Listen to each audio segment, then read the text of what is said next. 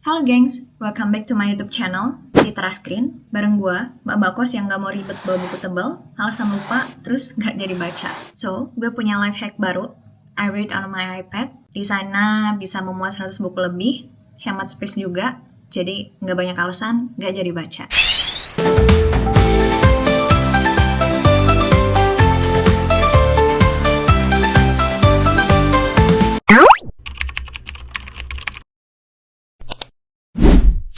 Oke gengs, kali ini gue akan resume bukunya Oki Madasari yang judulnya Entrok. Entrok tuh artinya bra.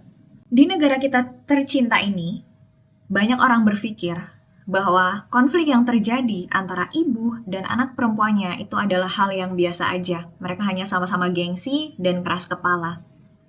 Padahal di balik itu semua ada sejarah panjang yang gak pernah kita dapatkan di bangku sekolah. Cerita tentang bagaimana tubuh perempuan diatur, bagaimana kemiskinan diwariskan di dalam keluarga, dan bagaimana perempuan diajarkan hanya untuk bertahan hidup, bukan untuk bermimpi. Di novel Entrok ini, lo akan menjumpai cerita-cerita yang gak pernah lo dengar sebelumnya.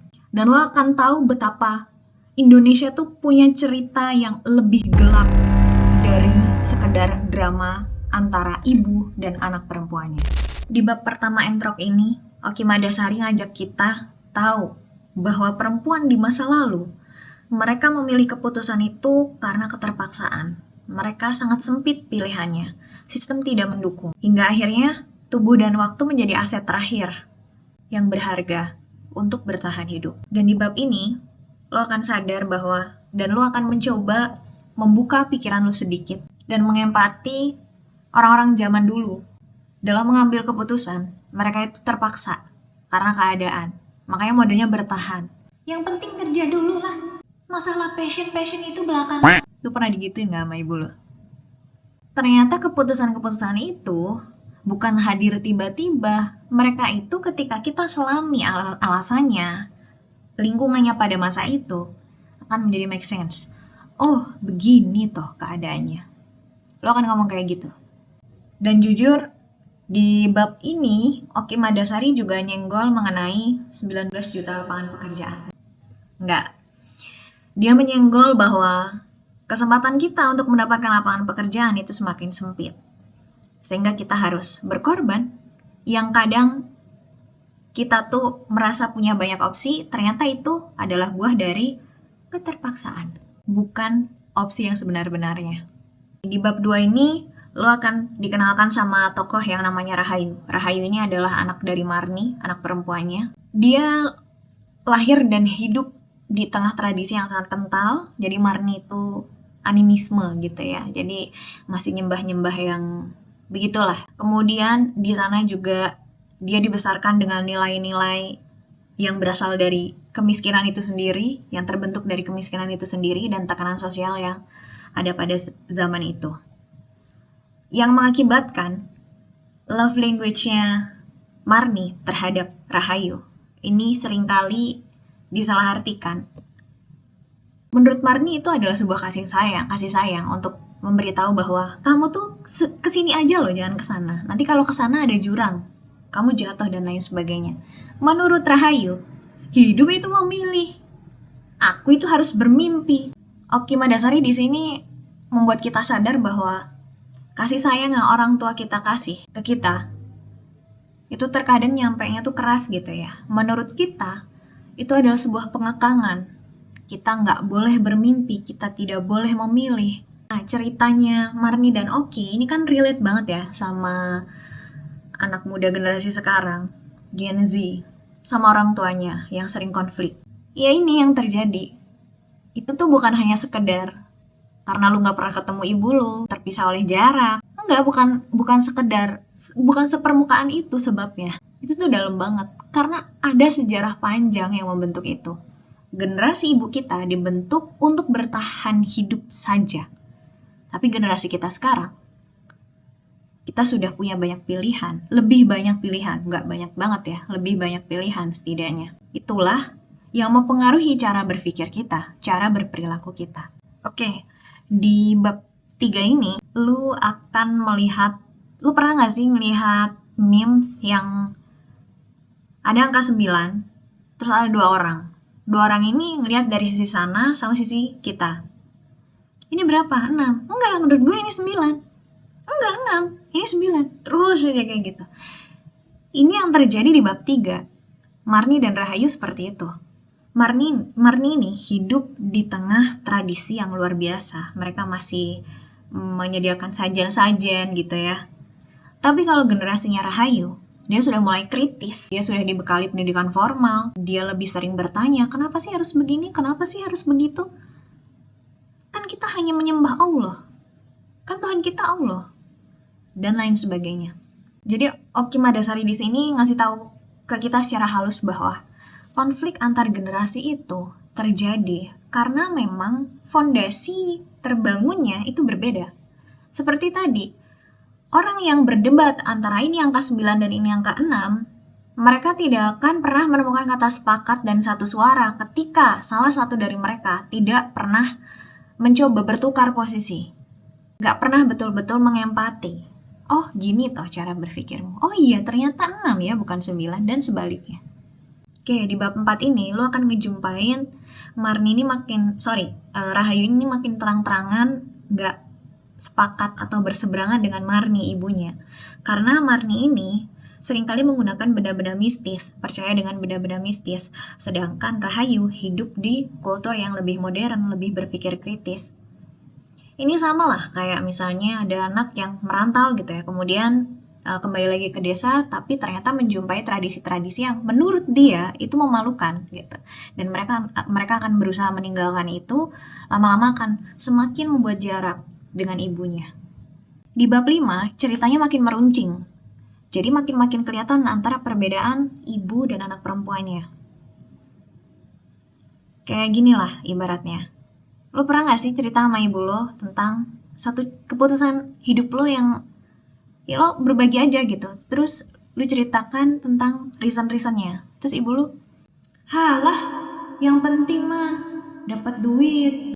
Lagi-lagi refleks orang tua kita itu akan yang penting bisa makan, yang penting bisa hidup, yang penting bisa kaya. Praktis gitu. Tapi kalau generasinya Rahayu, dia akan lebih memikirkan arti, nilai-nilai dalam keluarganya. Kemudian akan lebih kritis gitu ya. Terus sampai akhirnya anak perempuannya bertanya, ibu gue gak pernah ngedengerin gue kalau gue lagi cerita.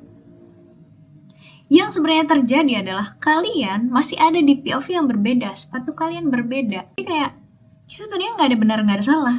Di bab 6 ini, lo akan menjumpai kompleksitasnya lagi karena hadir gangguan eksternal dari yang bernama aparat, oknum pemeras, masyarakat-masyarakat kecil yang mendambakan keamanan. Terus diperas sedemikian rupa, ya sudahlah yang penting aman. Jadi kompleksitasnya adalah bukan hanya konflik antara ibu dan anak, bukan hanya karena kemiskinan yang struktural, tapi karena campur tangan kekuasaan yang bisa masuk ke dalam dunia keluarga kapanpun saat mereka mau. Gue tuh ngerasa emosi yang gak terima banget gitu, karena dari penghasilan Marni yang dia sangat pekerja keras gitu ya, banting tulang sendiri, peras keringatnya sendiri, hasil itu semua dirampas hampir habis. Lo akan tahu bahwa masalah orang miskin tuh bukan cuman gak bisa makan, tapi gak punya pilihan dan ditindas oleh aparat. Tiba-tiba sawahnya 1 hektar hilang. Demi apa? Demi aman, gak berurusan sama orang-orang yang mengganggu dia. Tapi sedemikian teganya gitu aparat, bukan melindungi rakyatnya, bukan melindungi masyarakat, tapi merampas harta orang-orang miskin. Kadang kita ngerasa keluarga kita baik-baik aja ya, tapi negara punya caranya sendiri untuk ikut campur dalam bentuk aturan. Makanya keputusan politik itu sangat berdampak ke kita. Hal ini tuh rasa-rasanya relate di era sekarang ya. Di era digital yang sedikit-sedikit dipolisikan, sedikit-sedikit negara ikut campur dalam bentuk aturan, regulasi. Regulasi yang memihak siapa? Regulasi yang memihak rakyat. Rakyat yang sebelah mana? Negara bisa sewaktu-waktu merampas hak kita. Ini sama banget sama ceritanya Marni pada waktu itu. Dia setiap hari diliputi ketakutan. Karena kalau bahasa Jawanya sewayah-wayah gitu ya. Sewaktu-waktu aparat tuh bisa hadir, kemudian minta jatah keamanan. Dan pada posisi tersebut, Marni gak punya pilihan untuk melawan. Karena kalau melawan, dia akan menghadapi musuh yang lain. Ngerti gak? Kayak keluar dari mulut harimau, masuk ke mulut buaya. Kayak, karena gak ada pilihan, lebih baik aku bayar aparat. Gitu. Gak ada pilihan. Kemudian ketakutan itu diwariskan ke anaknya, Rahayu.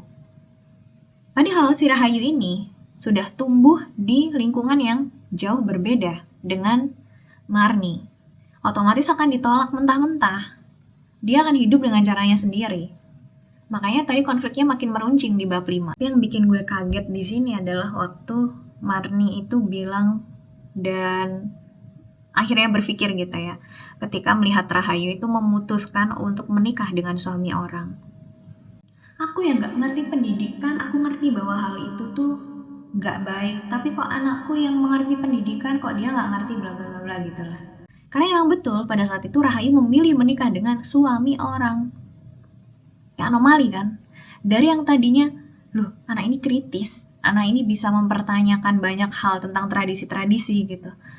Tapi gongnya dia nikah dengan suami orang. Terus dipenjara.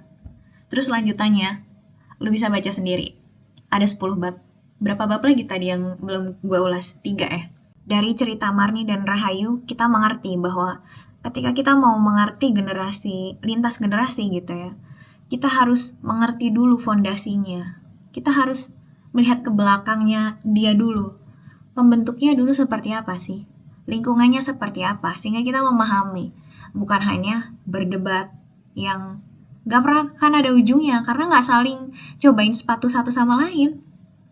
Dan dari sini juga gue belajar bahwa Oke, orang tua gue mewariskan ketakutan-ketakutan yang dia dapat seumur hidup dari pengalaman hidupnya. Tapi tugas generasi kita memutus rantai itu. Sehingga generasi yang tumbuh di masa depan adalah generasi yang berani bertanya, berani memahami, berani memilih hidup yang lebih manusiawi dan merasa menjadi manusia seutuhnya. Oke, segitu dulu yang bisa gue share. Jangan lupa like, komen, dan subscribe channel YouTube gue supaya bisa lebih banyak memberikan manfaat untuk banyak orang. See you, gengs. Bye-bye.